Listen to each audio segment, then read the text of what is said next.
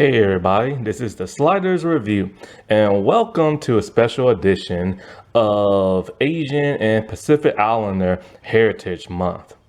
And I'm here today to talk to you about Warrior Season 3. So Season 3 came out in 2003. At that time, I didn't have HBO Max, so I was unable to watch it. And then when I did get HBO Max, it took me a while to watch it because I had other streaming stuff that I was trying to get through those shows, and then I forgot about it. Then I finally decided to watch it. And so, yeah. Sadly, however, season 3 would be the last of this show. Now, I've talked about season 1 and 2 before. This show was a concept created by the great and late Bruce Lee. It was a concept where he wrote many years ago and he pitched it to ABC. ABC rejected the show but stole his idea and created the show Kung Fu. And Kung Fu had many seasons, a couple of movies, then it got revived in the 90s as Kung Fu: The Legend Continues. Then in around the last 5 years or so, it got rebooted on the CW called Kung Fu with a female lead and stuff. But this was always his creation. It just ABC stole it and everything. And so the show is extremely good. The show originally came out on Cinemax. Cinemax is a combined network to that of HBO. At one point in time, they started just calling themselves Max. Well, they later merged with the whole Warner Brothers and Discovery thing in HBO Max, and now they're simply known as, you guessed it, Max. So this is where HBO Max got its name from. HBO Max, and Cinemax and everything. And well, I've said this before.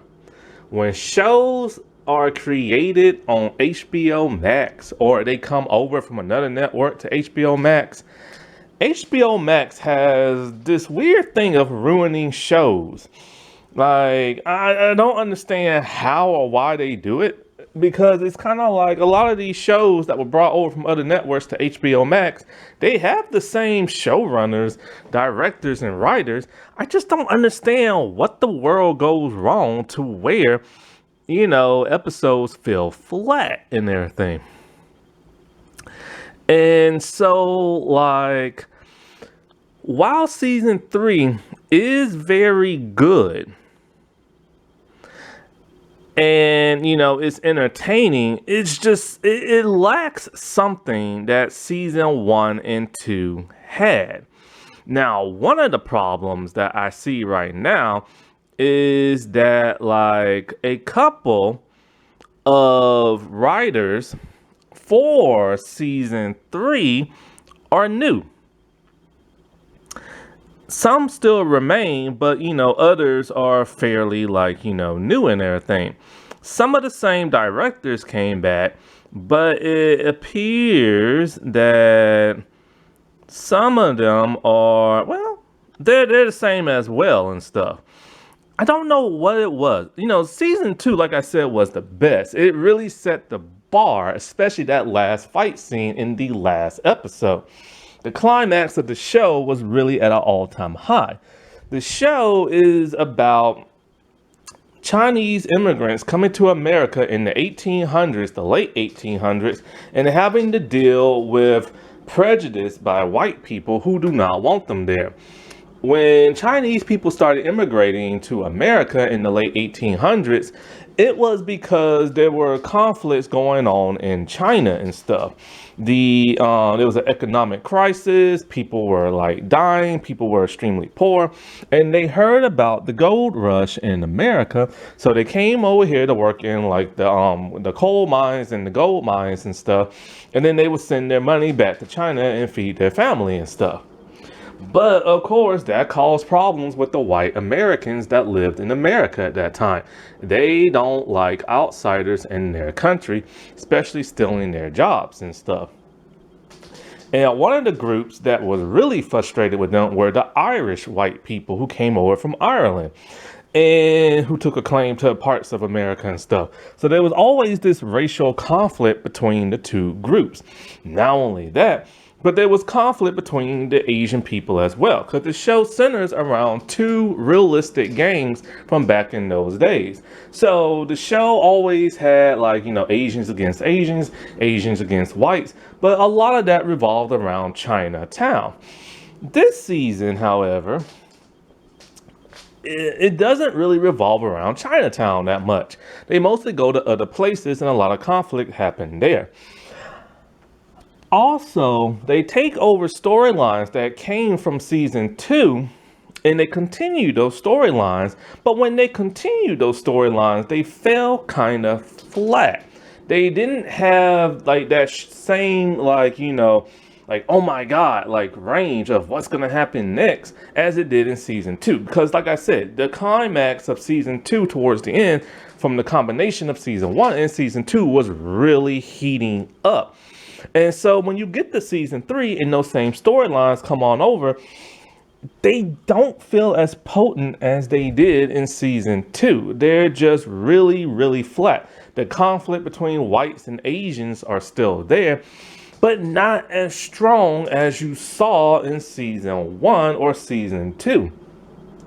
The conflict is mostly just like separated. Like you'll have the white people doing things on their own shady stuff, like in secret and stuff. And, then you have the Asian people who are still having the conflict between the two Asian gangs and everything.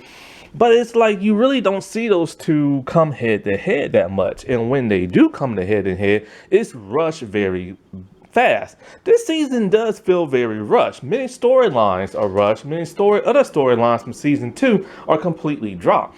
Like take Assam. I think that's how you say his name. So like at the end of season 2, he helped out with that major conflict because the two gangs decided to work together to take on the white Irishman. And so he comes in and he just starts whooping some major butt. He whooped so much butt so impressively that at the end we started seeing people worship him and everything and started looking at him as a hero. And so the takeaway from that is that it's going to cause conflict between Young John the next season and everything. He started seeing this worship and didn't like it. And well, when you get to season 3, there is no worship and everything. It's done very quickly in the first episode for like 10 seconds. And the people worshiping him are children, not the adults. So there's no conflict between Assam and that of Young John.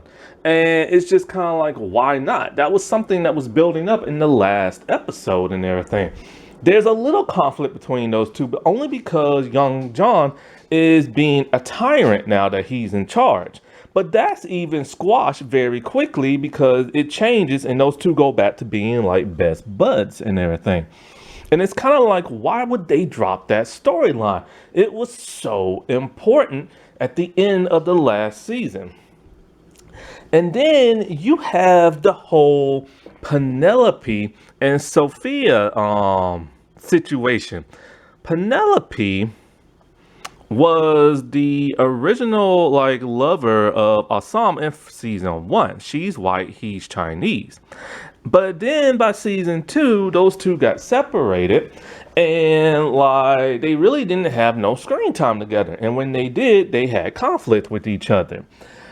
They was really building her character up, but then she was having problems with this one man trying to be mayor.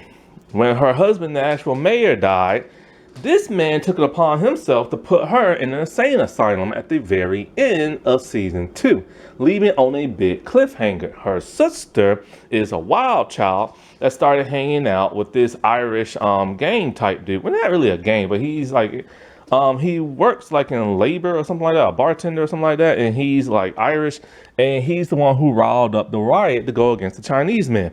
Her sister betrayed her and everything. So you have these two big storylines of season 2, and then by season 3, both of the women are gone.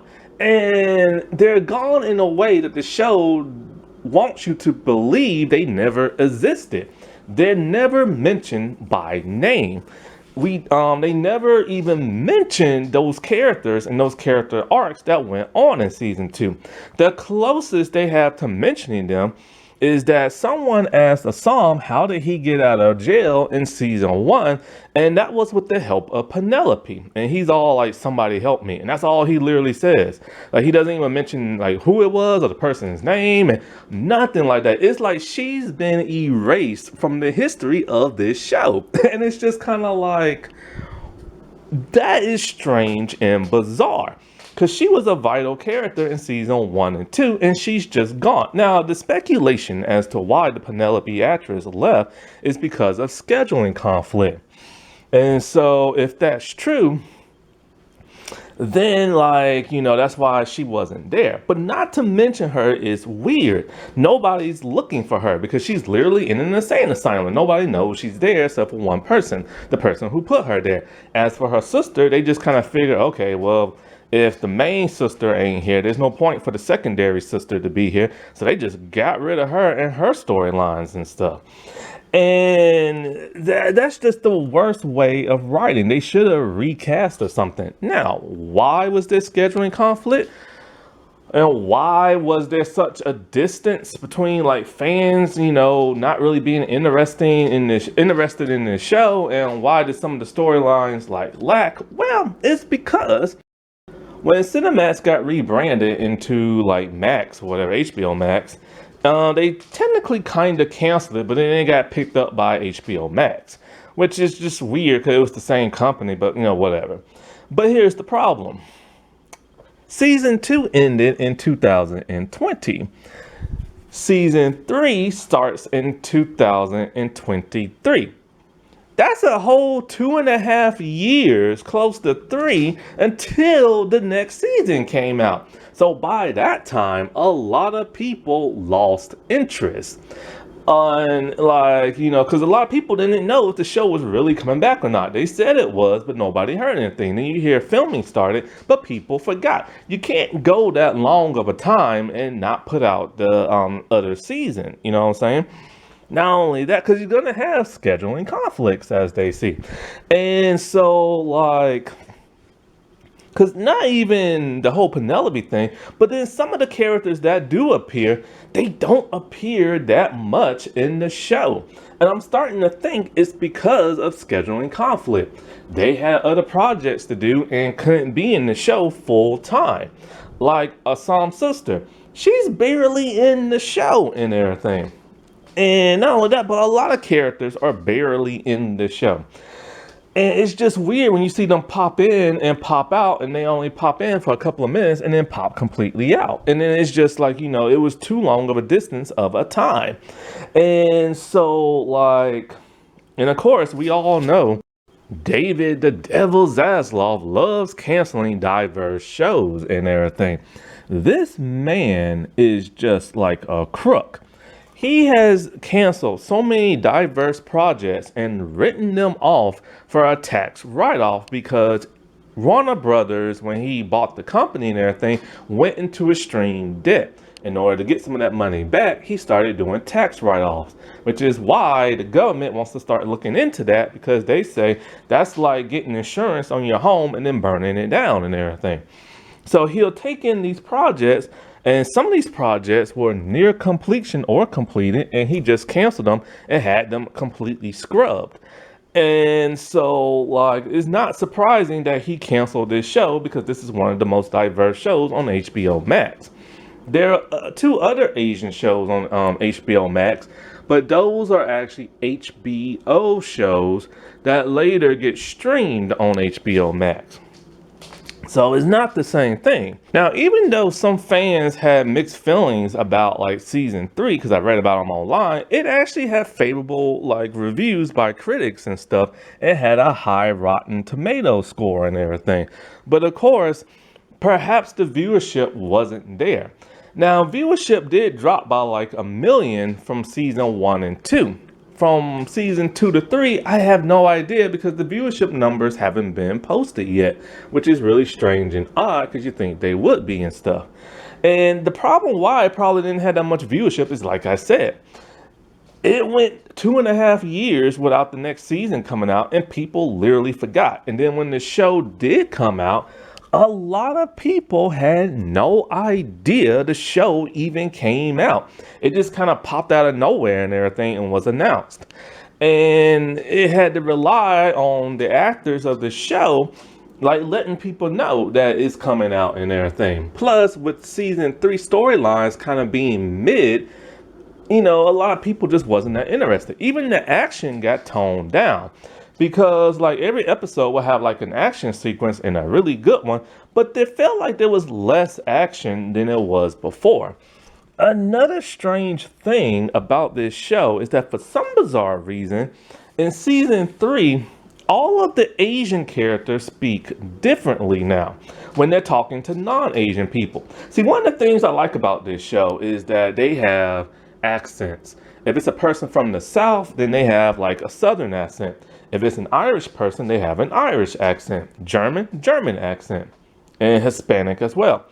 But for the Asian characters in season 1 and 2, they just spoke the way they always speak. They didn't change their voice at all. Because you would think that, coming from like China and being in America, their English wouldn't be so good. And so as I'm watching season 3, when it comes to Asan's sister, somebody told her that, oh, your English is very good. And she's all like, well, when in Rome. And so I'm all like, what are they talking about? She always talks like perfect English. Everybody on the show talks perfect English. Like, what the world is that lady talking about? Then, when it comes to this one character, what's his name? Wang Chow and everything. Like, he was giving a tour to a bunch of white people, right? And so I noticed when he was talking to them, his English was broken up. He sounded like, like a person from an Asian country who comes here for the first time and doesn't speak English that well. And I'm all like, why is he talking like that? I'm like, oh, wait, it's him. Maybe he's just doing it to be like, sarcastic. And because, he's all about making money. So maybe he thinks if he talks like a stereotypical like Asian person in America, then, they'll find it humorous and all this other stuff. Like he's just messing with them. That's what I assumed, right? But then the craziest thing happened. All of the Asian characters started doing that when they spoke to like white people or black people on the show. And so, but there's only like 2 black people on the show. So mostly white people. And I'm all like, well, hold up. Why is everybody now talking this way whenever they talk to like a white character? And Asam's sister was talking to another person. They're all like, oh, your English is so great. And I'm all like, and she's all like, thank you. Like she told it to a different person. I'm all like, well, hold up. Something weird is going on. So now what the show does is that when all the Asian characters are talking to each other, the viewer can understand what they're saying, even though they're technically speaking Mandarin to each other. Because, that's what they did in the first episode. They were speaking Mandarin and then it translated into English. So whenever all the Chinese people talk to each other, they just speak Mandarin to each other. But we don't know that because we just hear English coming out of their mouths. But when they talk to white people, then their English isn't very good. And stuff like that. It's a weird thing they did in season 3. They didn't do this in season 1 and 2 because when I heard this, I'm just like, wait, hold up, I don't remember this at all in those other 2 seasons. So it was a weird thing that they did that just sounded weird. Another thing that didn't land with me and some of the other like people who watch this show is that the new characters. All of the new characters they introduce are very uninteresting. There's the girl who does the printing of the money. What is it? There's like this black gangster dude from Africa and stuff, and it's like, because this show doesn't really have no black folks. Because it mostly just deals with the relation between white and Asians. There are black people around that time. They just didn't showcase them. And the only time we ever saw a black person was this one black man who tried to get a drink at an Irish bar, and they treated him badly because they're like, what are you doing here? But then the owners all like, they gone through hard times too, but you should know better not to come in here. Then the other black person was the one cop dude his ex-girlfriend and stuff like that, and then his new one that looks just like his ex and everything. And those were the only two black people I ever saw on the show. Now there's like, his new girlfriend that looks like his ex, and then this black mobster dude, which I don't know if they were black mobsters back in those days, but like, so he's new. The printing girl is new. These German people were new. And I say were because they got taken out. And there's a couple other new characters and stuff, like this one lady who likes the new mayor, and it's just like none of these characters are doing it. Not only that, but that shady guy who became the new mayor, he was more interesting in the other seasons than he is in this season. And not only that, but some of the development, like I said before, is just really different and off. Like, what is her name? I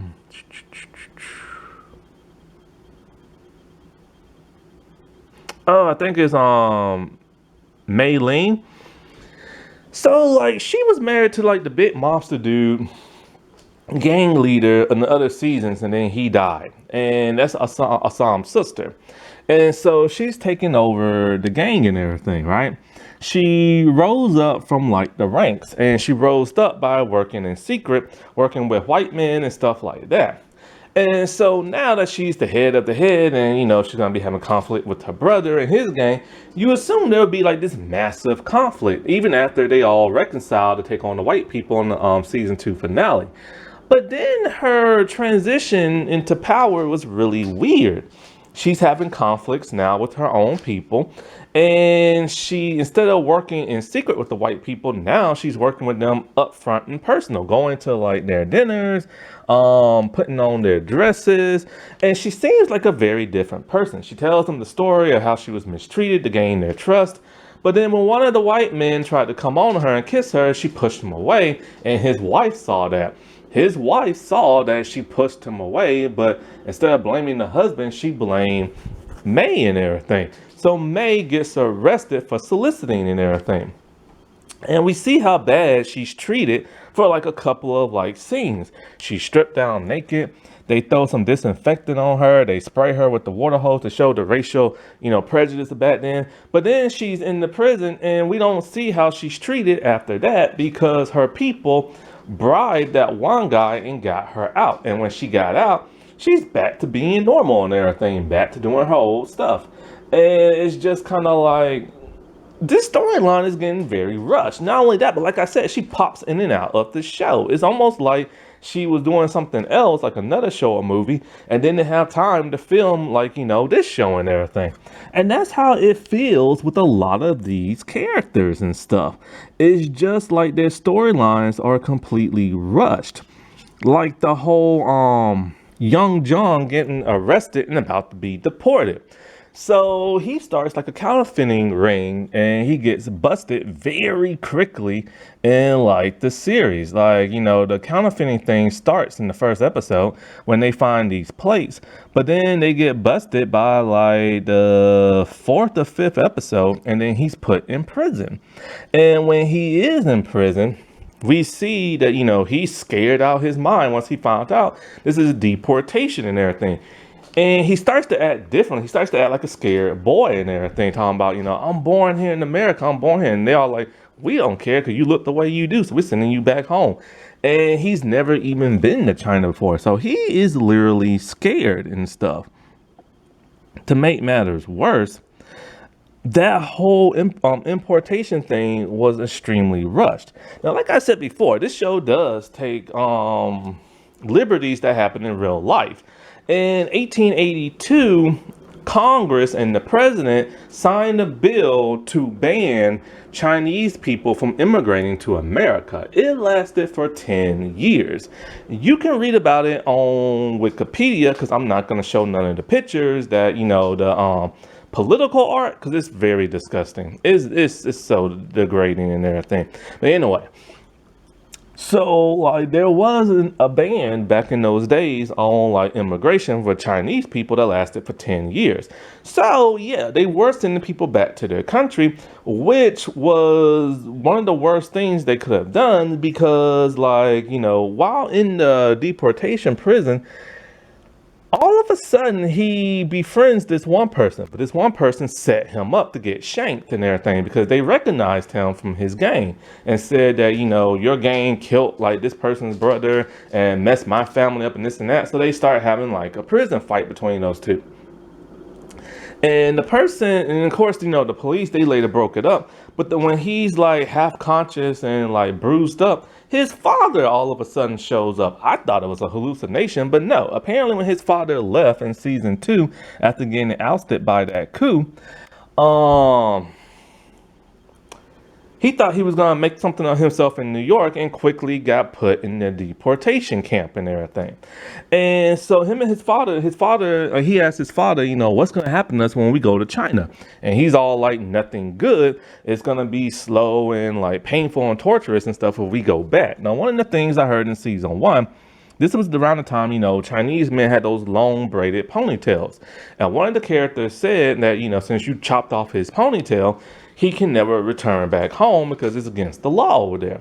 So they don't want to go back home. And his father's all like, look, man, I'm going to die trying to escape. I ain't going back and everything. So they're about to do it until they get out from a bribe. And it's just like, really? Another bribe to get them out? That's what happened to Assam's sister. So Assam and his friend, bribed them out.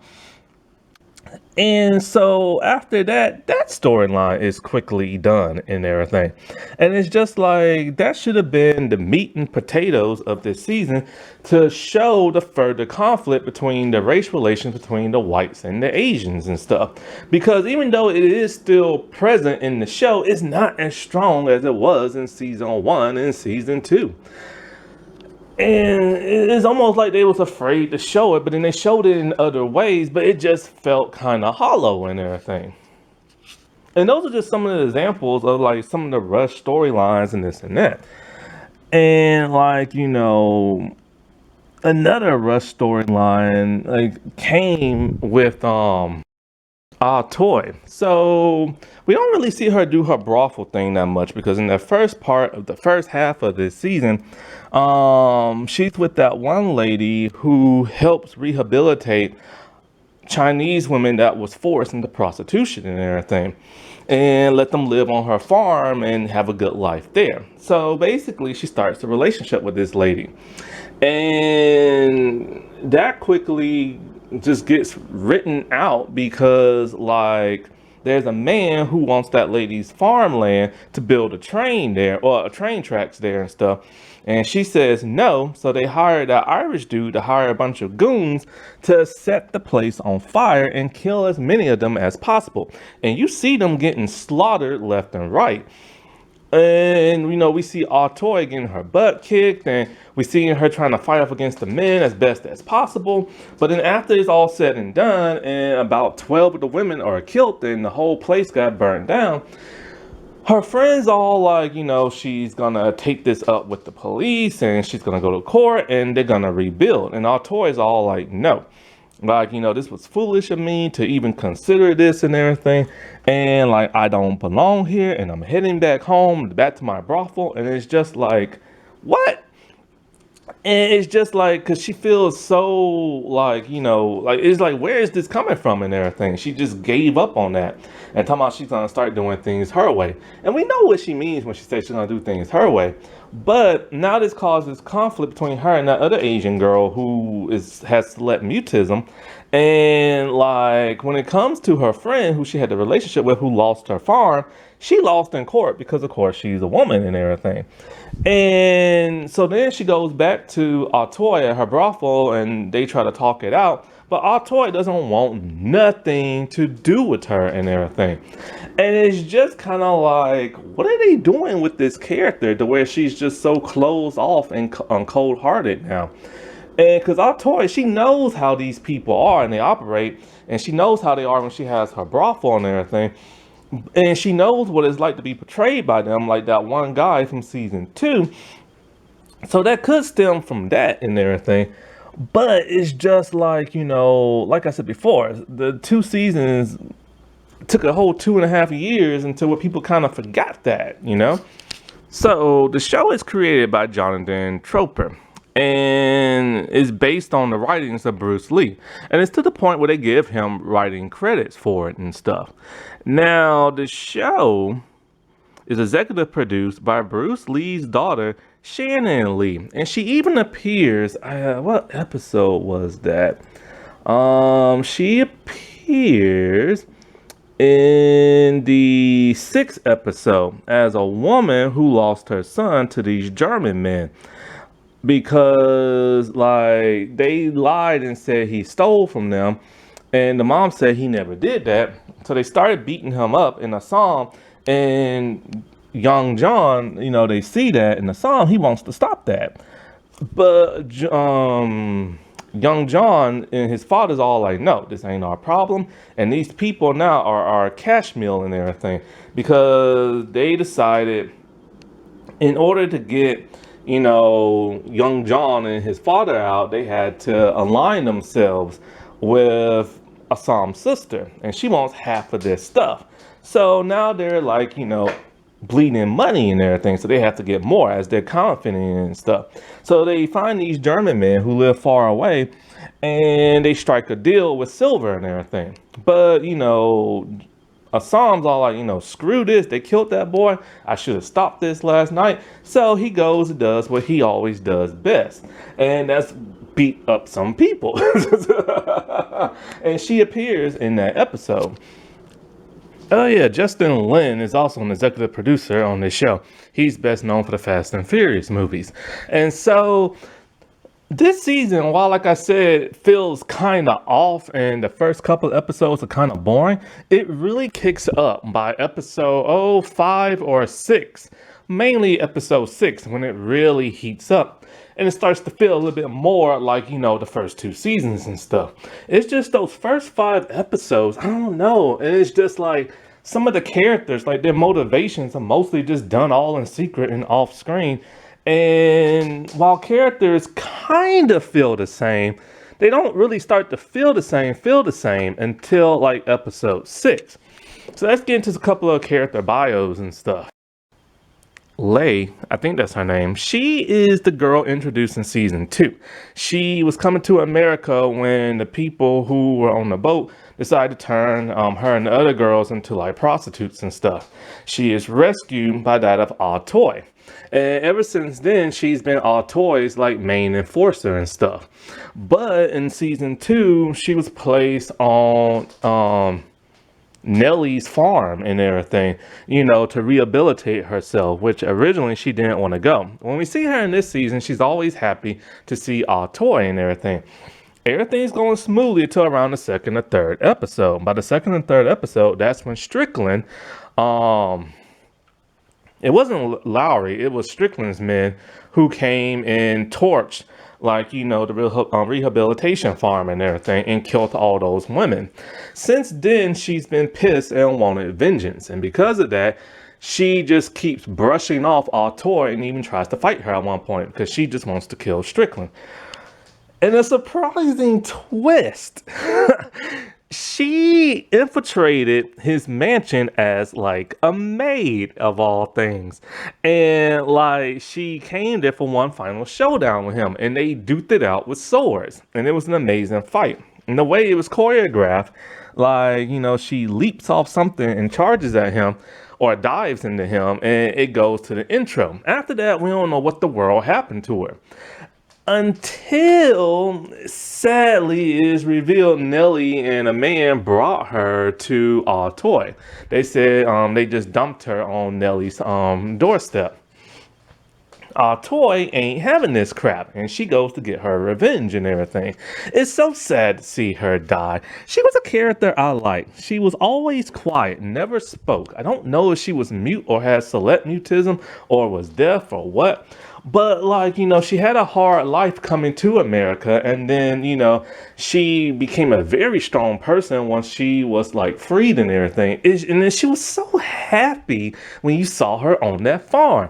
And it's so sad to see her life come to an end like this. Happy Jack. Happy Jack actually came in the second season. I never knew that. I don't even remember. Like, it's been so long and everything. But apparently he's some type of drug dealer, mafia type dude. And like, he's always clashing with like, the Asian gangs and stuff. Especially that of Han, I believe his name is. And so like when it comes to what's that dude's name? Richard Henry Lee. Remember, he's the one who killed his cousin and everything, back in Savannah, Georgia and everything. And so, like, because of that, he has a bounty on his head, which people have been trying to collect, but end up dying. And they end up dying by Abigail, who just shot them straight in the face and in the head and everything. And so she had to get rid of the body, so she called Happy Jack. Well, he saw the wanted poster and he wanted to collect. So, with the help of that one black arms dealer, what's his name? I think it's Han, I think I said. Anyway, so like he sets up like, an arrangement to get like Richard and stuff, which he does, but then they end up taking Han too. And so when they free themselves and come back, they fight Happy Jack only for Abigail to like, shoot him in the head. So he's dead, but his gang still wants like revenge. That could have ended that storyline right then and there when Happy Jack died. But then they still decided to have the gang show up for one last episode just so they could clash with the Asian gang and then get arrested and killed by like the police. And I honestly don't even remember this character from season 2.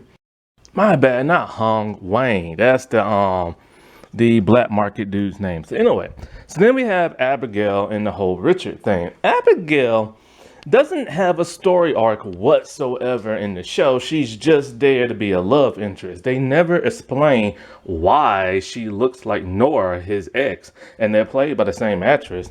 And also last season, remember she was drugging him and everything.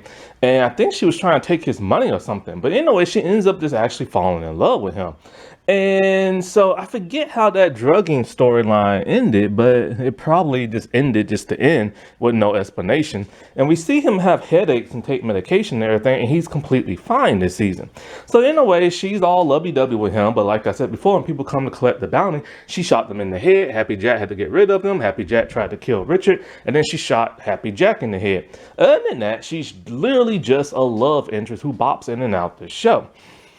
I wish they would explain why she looks like Nora. And not only that, but one thing that's confusing is that everybody seems to be okay with the interracial relationship, which doesn't make no sense because this was during a time where white people still did not like black people even though they was free. And they really hated interracial dating, but yet nobody has a problem with them. I mean, absolutely nobody. And it's just kind of weird that they would do that. Now, in season 1, they had an interracial relationship of like a song and that of Penelope to show the relations between whites and Asians because they hated each other. Because that ended and in season 2 didn't happen the way, those two got back together because they never did. They decided to do the interracial dating thing between these two. But the thing is like, there was no hostility from like nobody. There was no, oh, I'm afraid to be seen in public with you because of how we look. And it was none of that. So I don't understand why that wasn't in the show. Also, like, I get they wanted to do the interracial thing and I get they wanted to have black people in this show. But when the show's main thing is whites and Asians hate each other, it would have been more prudent to have like an interracial couple that was Asian and white. As for Richard, he's gone on a different path this season. Last season, he was just, I don't know, he was just acting angry at times and, he was being drugged. But this season, he's back to being who he was in season 1. He is no longer a cop, but later gets recruited by the Secret Service because a bunch of money plates have been stolen and people are making funny money, counterfeit money. So he's recruited against his will. And they say, if you work for us, we'll get rid of this whole thing that happened in Georgia. Well, he's back to being a cop, but he's not so much the way he was in season one. Like I said, he's a little bit the way he was in season one, but not fully, because he's really trying. He knows it's the Asian gangs that are doing this, and he's gonna stop at nothing to find out, who stole these plates. Even when it comes to raiding one of the buildings that had it, and he has to chase down the woman who's actually making the funny money, along with Asan and everything. And so, like, normally he's a little bit more sympathetic than that, but you don't really see that. He tries to get out of the Secret Service, but they won't let him up. Well, anyways, like I said, Happy Jack turned him into that of his cousins. So him and Wang are put on a train back to Georgia, where he's whipped by his cousins and his aunt, and Wang, is just like being taught to like really nasty and stuff by like the white people. I don't understand why they took Wang too. I guess it's to tie up loose ends on Happy Jack's side, but whatever. So when Wayne escapes and everything, and Richard's being whipped, he decides to come back and help them, and they kill the rest of the members of his family. After that, it's never explained how they made it back to San Francisco and everything. Like, it's not explained whatsoever, because they have to come back by train, they have to have a ticket, and they have to have money. They had none of that, so I just don't get it. Anyway, they come back. And while he's at the wedding of Mei Lee and everything, he recognized the girl making counterfeit money. So he has her arrested. And because of that, him and Asan, they decide to bargain and everything, like a little swap. You give us back the plates and we'll give you back your girlfriend and stuff. This is really the only interaction that Assam and Richard have. Like, when I say, like, the Asians and the whites rarely interact this season, I am not joking. And that's so weird, because that's what this season was all about. I mean, this show was all about. And so, they do the exchange and everything. And after that, he quits the Secret Service and he goes back to being a cop because Bill offered him back his job.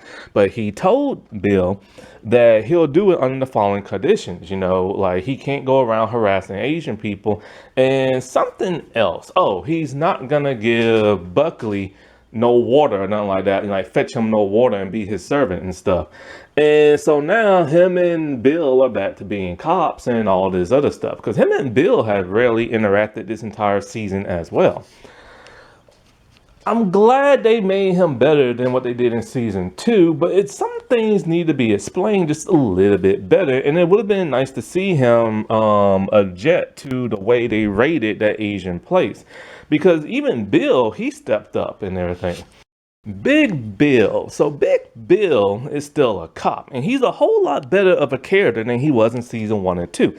Out of all the characters in the show, he's probably the most developed in terms of how he's not like a little jerk no more. He stopped hating on Asian people. He stopped gambling. But his wife has still left him after season 2. So with the new police chief gone, he thinks he's going to be the new police chief until Buckley comes in and brings in somebody else. And he doesn't like that whatsoever. His whole story arc is him trying to get his wife back. So when they raided that one building and captured a bunch of Asian people to deport them, they separated the children from that of like the mothers and stuff. He did not like that. And because of that, he ended up quitting because him and the new police chief almost came to blows. So after that, he left and his wife took him back. Now, he was offered a job by his brother-in-law to work in like the coal mines and stuff. And that should have ended his storyline right then and there so they can focus on more characters, because the Bill character story arc, in my opinion, was done. He has like redeemed himself. He's no longer racist towards Asian people. He no longer gambles. He's being a better cop and everything, and he's no longer a dirty cop. And it's just like, that should have ended his storyline with him being with his wife and working with his brother-in-law, but they still kept him around for some bizarre reason. And when they kept him around, his brother-in-law treats him like crap. He makes him actually work the coal mines. He thought he was going to get a desk position, but he didn't. He's like, no, you're going to work yourself from the way up. And we see how Bill is having a hard time adjusting.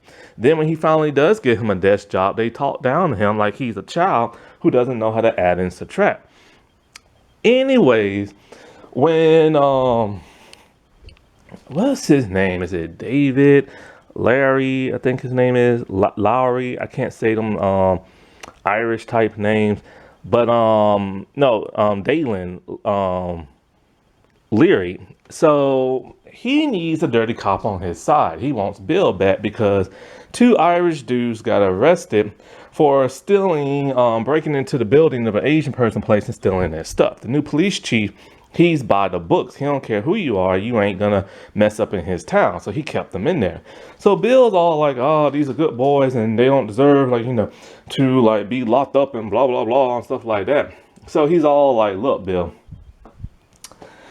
if you can knock me down, then them boys are free and blah, blah, blah. So him and the Bill get into like a huge fight. And I mean a huge fight in the prison. And it was a really cool fight scene and everything. And Bill started to lose until he got his strength back and whooped the man's behind. He whooped it so much he broke his jaw. So when the new mayor came, Bill thought he was going to get arrested. And they're like, oh, that's the end of Bill then. But then no, he offered his job back because the old police chief lied and said he fell down some steps while being drunk. So Bill now has his job back and everything like that. And Dalen thinks, oh, I can like use you and everything. He's like, no, it ain't gonna be like that. But then they ruined him anymore because Strickland was an evil man and Dalen went there to whoop on him.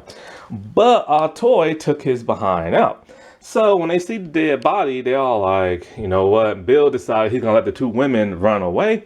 And he just like, oh, I know how we can get rid of this body. So Bill and Dalen literally burned the dude's body at the old factory that his brother-in-law works at. And I'm just kind of like, that's great. He's a cop again. That's great. He let Nellie and Toy loose. But he's back to being a shady cop again. You know, those two boys broke the law and he helped get them out. Dalen thinks he has him wrapped around his finger and he does his bidding. And now he's getting rid of a dead body. So I'm just kind of like, you know, he's still a good cop with some shadiness to him. And they should have just ended his storyline with him quitting and going to work for his brother-in-law and just let that be that and write him off the show. Toy and Nellie. So like I said before, Toy and Nellie are having a great time in the first two episodes.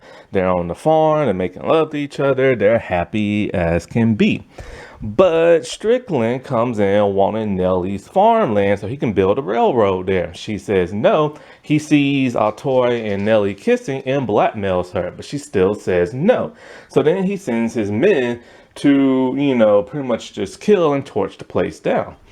This causes Toy to become like, you know, distant and like cold, and she distanced herself from Nellie. When Nellie lost in court, she told her, look, I like, we just need to be like apart. We don't need to be together. We're two different worlds, blah, blah, blah, blah, blah, and stuff like that. Now, they could have been the Penelope and Asan of like the show and everything. But this relationship came to an end very quickly, and we never saw Nellie again until like the last two episodes or the last episode. Toy, on the other hand, is literally just there. She's just reserved now. She's still working at the brothel. And there's a guy she's having problems with, this Asian dude who also has like ladies and stuff. So after fighting him and everything, you know, she attends the wedding of Mylene, and those two actually have a nice little heart to heart. Because those two always had a weird vibe to each other because they was the two main Asian girls of the show. And, you know, one's a gangster and one's a madam and everything. And she tells Maylene, you can dress like them all you want. You can dine with them all you want. But you will never be one of them and they will never accept you. She's now turning on like white people and stuff. And then of course, when she finds out what happened to Lay and everything, she gets her vengeance on Strickland. They have a huge sword fight and she ends up killing him and everything. After that, that is it. We don't see what happened to her or Nellie for the rest of the episode. And then, of course, the show got canceled. So we don't know what happened to these two. Did they stay together? Did they not? We just don't know. Now, Artoy was always a great character. She was a very strong woman. Yeah, she ran a brothel and everything, but she knew how to control the men in town by giving them what they want and everything. And they left her alone as a result. And if they didn't leave her alone, she goes all like assassin on them with like a sword. Dalen Lowry. So he is slightly different this season. It's almost like the writers just did not know what to do with him and stuff. And because last season, he really hated Asian people. He started that riot. Tons of people died. And as a result, they wanted him to take an interest in politics and stuff. Now, he was with Sophie last season, but she got written out when Penelope got written out. There's no mention of Sophie whatsoever this season. And so now the people in politics are kind of trying to wrap him around his finger, trying to get him to do what they want. And he does it kind of like a lapdog and everything, which he feels completely out of place this season. First, there's this one dude, I don't even know his name, and like he wants like Asian labor and not Irish labor. Well, of course, Dalen does not like that and stuff.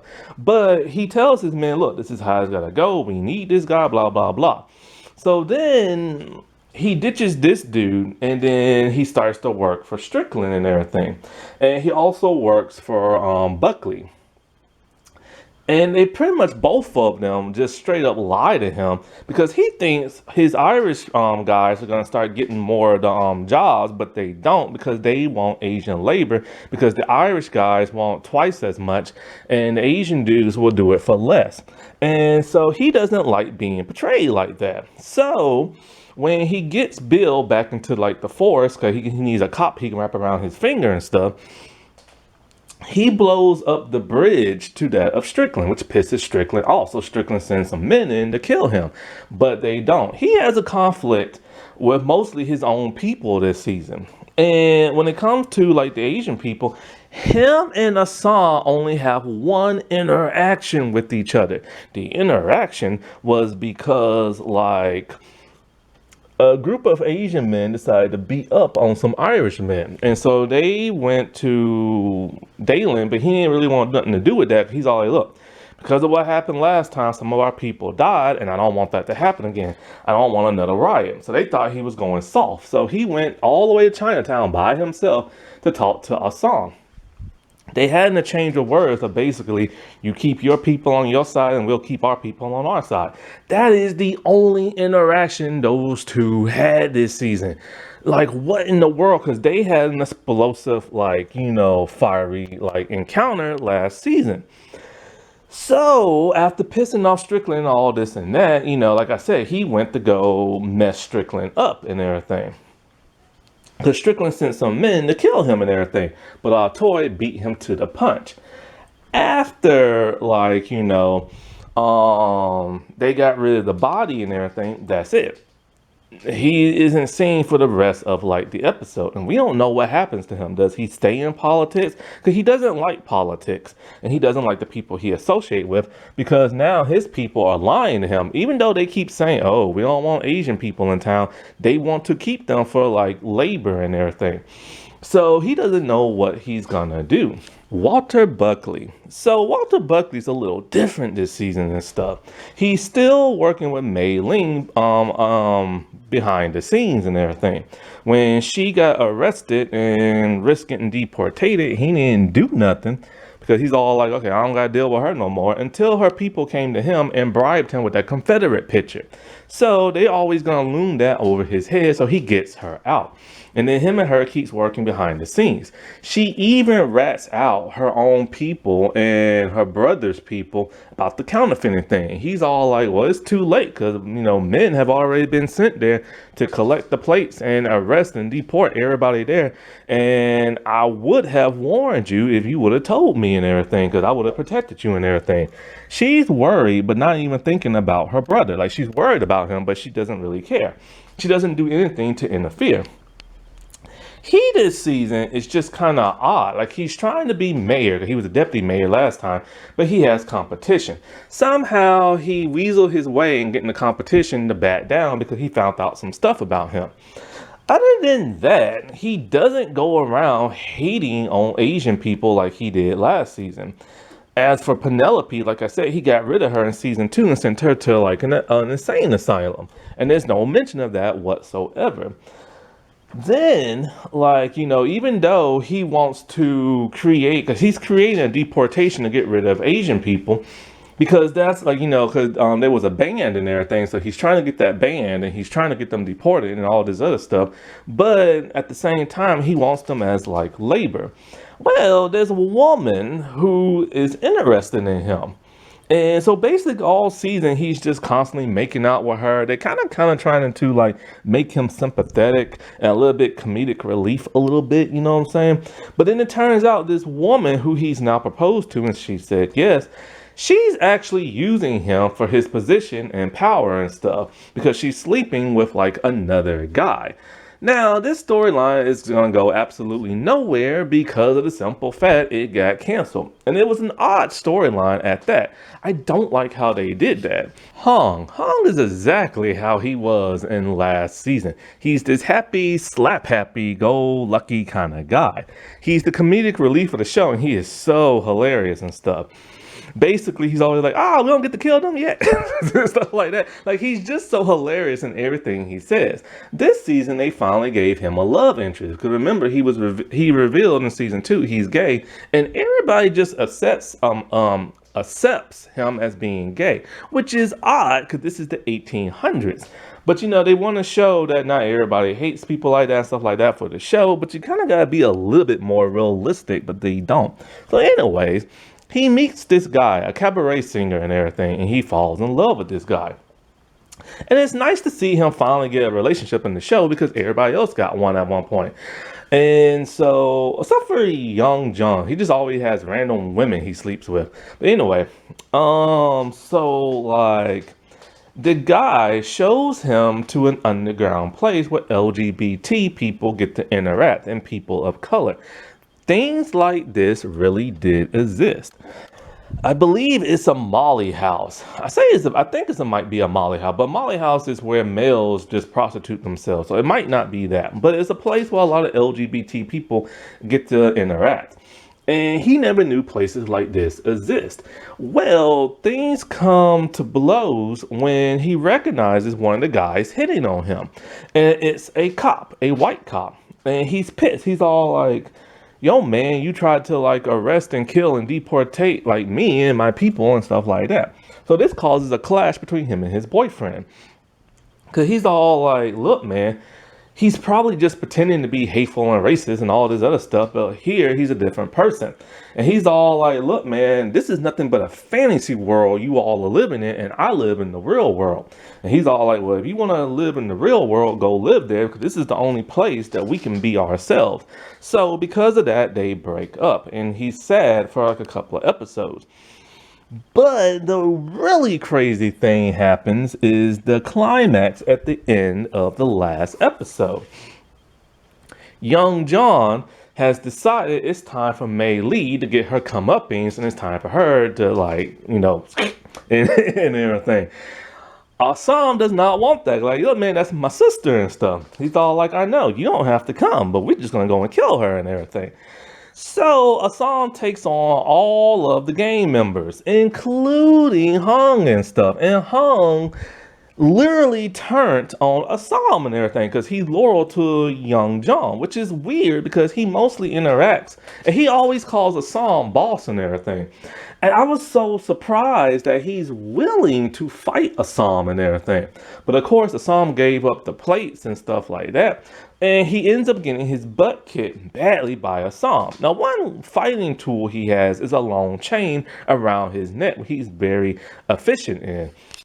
Douglas Strickland is the tycoon that this show needed this season because they needed a real bad guy this season. Because for the most part, even the bad guys don't act bad this season. And so he is the one who wants to build a railroad. That's it. And at first he starts off as a nice guy until he keeps telling Nellie, look, I'm taking your land one way or another. And like I said before, when she refuses, he sends a bunch of men to kill her and a bunch of other people and burn the place down. Anyways, like I also said, he lied to that of Dalen and everything and constantly kept hiring Asian like labor and stuff. Another thing he did, I believe it was him. It might have been another man. I can't remember. But he came on to Mei Ling and everything and tried to kiss her. This causes Mei Ling to get arrested when the wife sees that. At least I think it's him. If it wasn't him, then it was somebody else. But I'm pretty sure it was him. And so, like, he's just a sleazy, dirty-handed man who would do whatever he wants to get what he wants and stuff. And he's fine as a villain, but they really should have really built him up to be really antagonistic and everything. Because he has no loyalties other than himself. But like I said before, he's a wasted character now because they killed him at the end of the season. But he could have been like a really, really, really bad guy if they were to get a fourth season. Wayne Chow. So Wayne Chow is still the same man he always is. He sells to everybody in town, no matter what their race is or what gang they're in. He's all for himself and all about his money. He's just a sketchy kind of person, and he will sell somebody out just to save his life. There's no repercussions from what he did last season when it came to Penelope's like butler dude. Like he literally sold that dude out to save his own skin. And so this season, he knows about the whole counterfeiting thing and stuff like that. Basically, this season, like I said, he's mostly went on that trip to Georgia with that of like, Richard and stuff. He's a little bit wasted this season because he's just always popping in and popping out and not really doing anything like of value to that of the show. And so like when the Happy Jack guys came to kill him and everything, because they thought he killed Happy Jack, they all like, just show us the person who did it. But instead he decides, hey, you know what I'm going to do? I'm going to tell you about the whole counterfeiting thing and where the plates are. And so you can go get them. So that's why Happy Jack's people was there with the tongs and everything right when the cops showed up. Did he know the cops were going to show up then in that precise time? I don't know. It sounds like plot armor. Another thing that sounds like plot armor is his ending. So Assam comes to him, is all like, look, man, if I don't make it out of here, get my girlfriend out and everything. And so that's what he does. When his girlfriend's about to get on the train, he gives her the bag full of money and the train tickets. And he's all like, if Assam's not here by now, most likely he's probably dead. And so she gets on the train and she leaves. But then all of a sudden, a man out of nowhere just walks up behind him and stabs him multiple times in the lower back and multiple times in the stomach. This man is Zing from last season, who didn't like Wang and stuff like that. This dude just appears out of nowhere, and it's like, how did he know he was gonna be there at the docks? It would have been more cooler and thrilling if we would have seen somebody constantly spy on Wang. Then that would have made more sense. But he just shows up out of nowhere, and then all of a sudden nobody else is there by the train tracks and stuff when there was tons of people before. And so he just leaves him there to lie on the ground in his own blood and stuff. We don't know if he survives or what, because the show got canceled. Now the actor who plays Zing and the actor who plays Wang got the right episodes for this season and stuff. Father June. So he comes back to finish up his story arc from the past season. They try to redeem him big time from his old ways and everything. And he's a much nicer guy. See, what happened is when he got ousted by the coup, he forgave his son and Assam and everything. And so, like, he was actually put in a deportation camp where he says literally, he's gonna die there and not go back to China because he doesn't want to go back. Plus, his hair is now cut off, so he's not allowed to return back. And it would be bad if he does. And so, the whole deportation camp thing, that should have been the main focus of the entirety of the season and show how bad it is and stuff like that. We only got a glimpse, but that should have been like the main focus, that and like the counterfeit money thing. So, like, when they're in another part of town dealing with these German men, he has to fight his way out because Assam played the hero to help that little Asian boy who got murdered and stuff. He shoots his way out, but then he ends up getting shot himself. The next episode, they took him all the way back to Chinatown. And so they performed surgery on him and he's fine, but he's delirious now because he's losing a lot of blood and his blood has been tainted from the bullet and he needs a blood supply. But of course, back then they didn't do things like that. And if they did, they didn't show it and stuff. And so he needs a blood transfusion, but they can't give him one and stuff because I don't think they had that back then, like I said. So anyway, he starts acting delirious for the next couple of episodes. And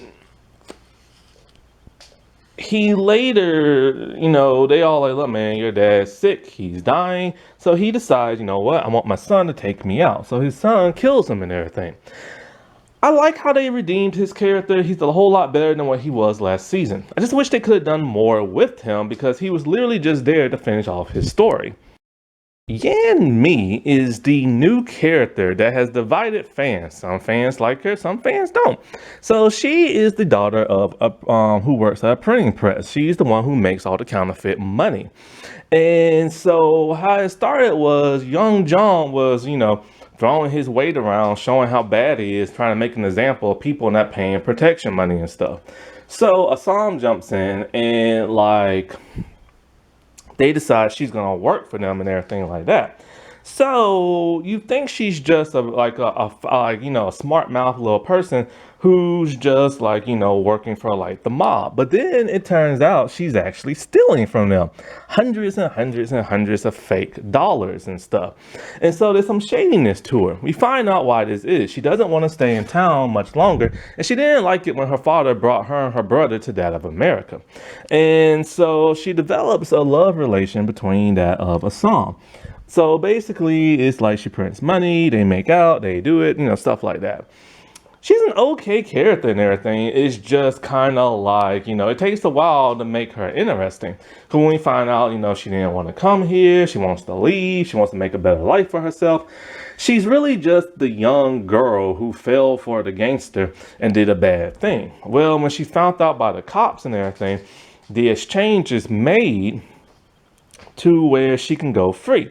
But the problem is Mei Ling.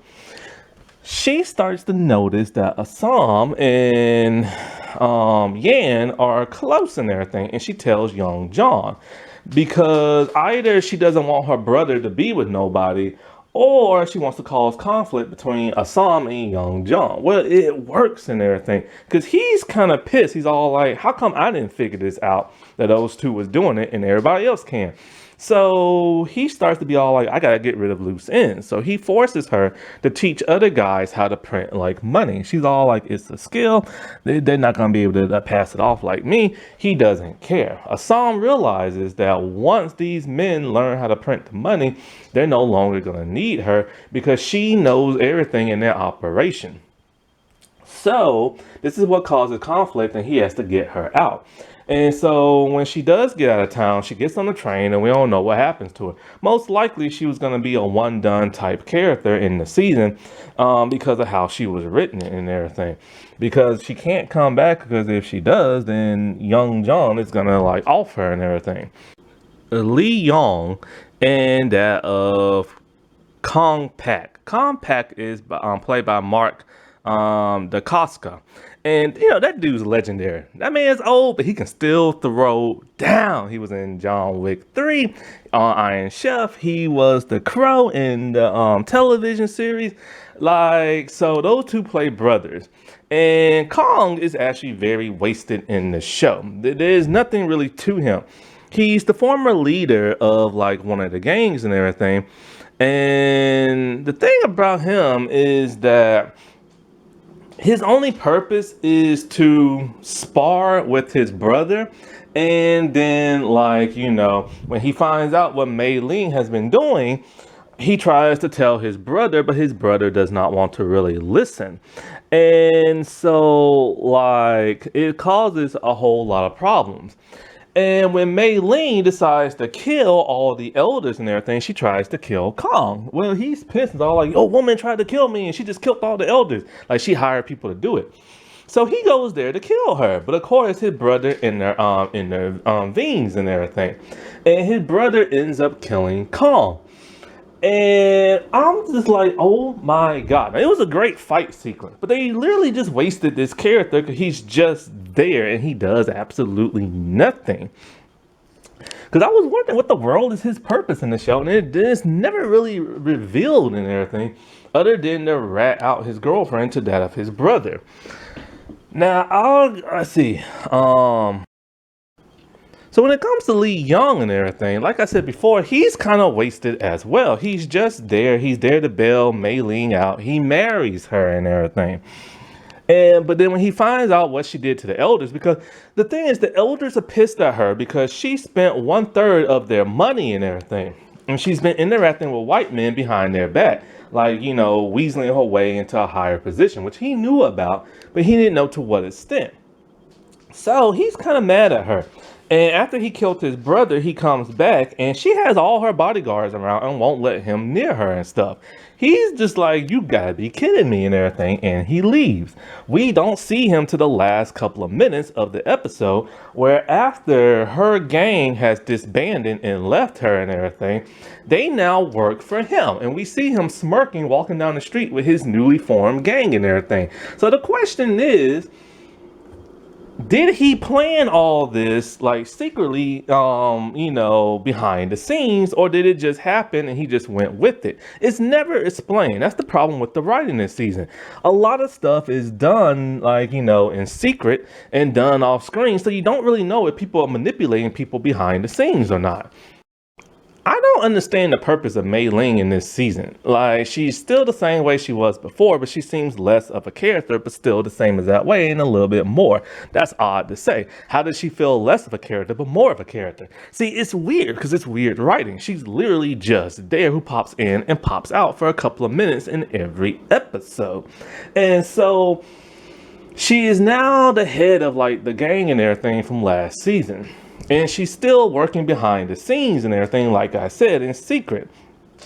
But she's also trying to suck up to all the white people and everything, which blows up in her face, and she gets arrested, stripped down, and sprayed with water.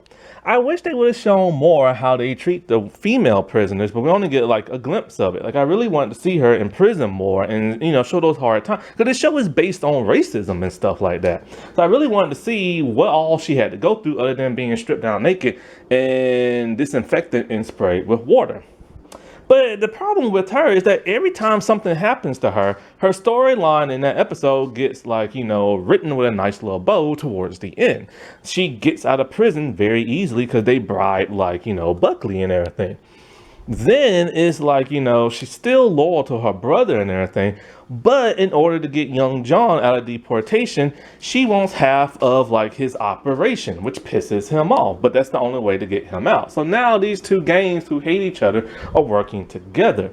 But she is still pulling the strings behind the scenes, but you really don't get to see it. She spent a bunch of money that nobody knew about. Then when she found out the elders wanted to oust her, she had them all assassinated. Then she had, but then, she didn't know Kong was going to live. So then, of course, his brother killed him and everything. And it's just kind of like, did she know? Did she figure that might happen? Like, did she plan it or like what? You know what I'm saying? Like, it's never really revealed. And so, like, she even tries to get that woman who had her arrested to kill her husband. Talking about after you make love to him and he falls asleep, stab him and everything. And it's just kind of like the tricks that she's playing this season are just kind of like, lame and everything. And it doesn't feel the same way like it was like prior in other seasons. And so, like, then towards the end, when she literally rats out her own organization about the counterfeit money because she wanted young John and them arrested, but this happened before she could inform Buckley and stuff. She doesn't even try to save her brother. But then, of course, some of young John's men make it to her place and she has to shoot her way out. But then she gets stabbed in like the thigh. Assam comes to her side. We think at first she's dead. Somebody tried to drown her, but she ended up shooting them off screen. But then her fate and her brother's fate is very unknown. Now, I'll get to that a little bit later when I get into him. Assam and young John. I'm just going to combine these two together because pretty much their whole story is intertwined, but in a way it's kind of not. I assumed after the end of season 2 that these two was going to be butting heads a whole lot more because everybody started to worship Assam with that mural they made on like the wall and stuff. But like I said, this was not the case. It only happened with the kids and for like a couple of seconds in the first episode. So they really should have built up the conflict between these two, but they don't. They don't start building it up towards the end, but it is such lazy writing. So pretty much throughout the entire season, these two are still just buds. Assam is kind of irritated with the way young John is running things. Young John has proven that he can't run his father's organization. He's too angry, he's too paranoid, and he always feels like he has to make an example out of people by beating people up for protection money, which of course Assam interjects and everything. Then when he gets deported, we see him a vulnerable side to him and everything. Like, he's scared. He doesn't want to be there. He gets like jumped in prison and stuff like that, only to be saved by the prisoners. And then his father happens to be there. Well, of course, like I said before, Assam had to get him out by giving half the organization to his sister. This pisses him off. You think he would be grateful because he's not being deported because he don't know the first thing about China because he was never born there. But he's pissed off, and this hatred lasts for the entire season. But what really causes the conflict between these two is that Maylene revealed to young John that, hey, my brother's like banging the like counterfeit girl, right? And that pisses him off because he's all like, how come I didn't see this happening? Everybody else can see it but me. So he starts to get jealous and everything. And that's what starts this rivalry between those two. But it's very smallly written. Basically, like I said before, when a young John found out that like Maylene had like, all the elders killed when her husband left her and everything, he's all like, this is the perfect opportunity to strike because he wants the entire organization. Of course, Assam is not just going to stand by and let his sister be assassinated. And like he said, look, man, you don't have to come, but we're going to kill this girl. So these two, like I said, Assam went buck wild on the entire gang, whooped all their behinds and everything. And, and then him and young John finally came blow to blow. These two had such a brotherly love, and now it all came to an end because of that of Assam's sister. And it's a big battle to the point where, they're whooping on each other so much that Assam doesn't even realize he has a knife sticking out his stomach, courtesy that of young John. And so he pulls it out and they fight in the street. And he pretty much and young John at that point is just tired. He can't even swing his knife and he gets his butt whooped. So we see a wounded Assam running like straggly in the rain. He's desperately trying to get to his sister because he knows the rest of the gang is going to go and kill her and stuff. And he's having a hard time trying to make it. But since he's the hero of the show, he does make it to her. and he collapses when he finds her because he thinks she's dead, but she's alive. So the last thing we see of these two is he's holding her. He's bleeding out profusely, and it looks like he's about to pass out, and she's just scared and everything because she sees she screwed everything up and everything. We do not know these two fate. We don't know if he lives or dies and everything. And it sucks that we're never gonna get another season to, like, show what happened. Now, I've always found it always weird about his character because, like, he was the hero of the show who joined a gang, and he was a gangster. And it's just kind of like, are we supposed to root for him or not? Also, this season, he was a chain smoker this season for some bizarre reason, constantly having a cigarette in his mouth in nearly every scene and everything. And so, like, that is the end. So like I said before, it's not a terrible season. It's just a little bit of a letdown because the first 5 episodes are so boring and everything. And you're wondering what the heck is going on because they piggyback off of season 2, but not in the way you think they will. Then it starts to heat up towards the end of this season. But then there's so many unanswered questions that it's just kind of like, it should have been written better. It should have been written stronger. The whole season was all about the whole counterfeit money thing. And that was kind of boring in my opinion. Because yes, it pissed the white people off who was in law enforcement and they went after the Asian gangs, but you really don't see them interact with each other with all the hatred and the racism. You hear them talk, like you hear them still say slurs and everything, but it's never as impactful as it was in season 1 and 2 because they don't do it directly to these people and stuff. They do it in secret around their friends and everything. And that's just so weird because this show is built on the race relation between whites and Asians, and you don't see that come head to head because it's all done like separately and everything. Then when it does finally happen, it happens for only a brief moment and stuff. Now I've seen one person on Reddit complain saying, this show is, whoa, there's too much female empowerment and man, this show has been woke since day 1. So where he been? We're 3 seasons in and he's just now figuring that out. This show has always been centered around Chinese people. This show has always had strong females who ran their own organizations. This show always depicted the white people as like the bad guys in this show. Where has this guy been? And so, yeah, it is sad that this show has come to an end. Now, one interesting thing that has given some people some hope is that it is now streaming also on Netflix. So people are hoping if it gets the numbers that Netflix likes, maybe, just maybe, they will renew it for a 4th season. I don't see that happening because the charts are out for the viewing numbers and this and that. This show is nowhere to be found on Netflix and stuff.